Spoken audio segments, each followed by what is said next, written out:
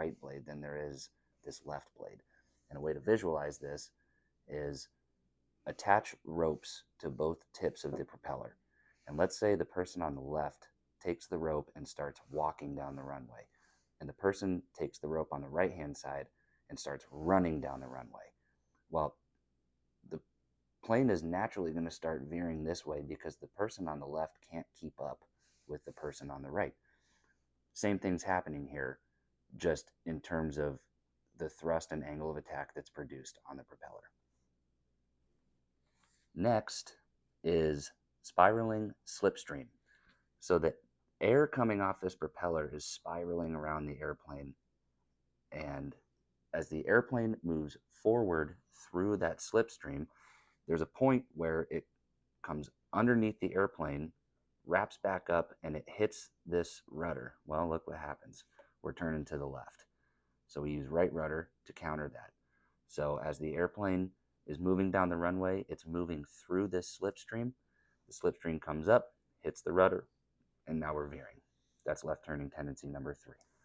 Okay, and the last turning tendency is gyroscopic precession.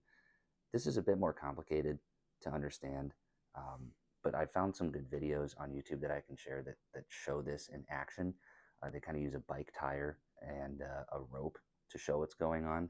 But essentially, as this propeller is turning, it creates a big disc. And as pressure is applied on this disc, there's a resultant force. And the resultant force of what's happening here is basically a forward momentum vector off the right side of this propeller. Similar to the thrust vector that we just talked about in P factor, the resultant force is coming off the right side of this propeller disc, and it's veering the airplane to the left.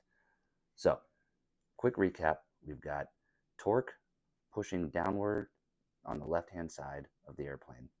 We've got P factor, which is giving us a higher thrust vector off this right side. We have slipstream, that's hitting this rudder back here and pushing us to the left.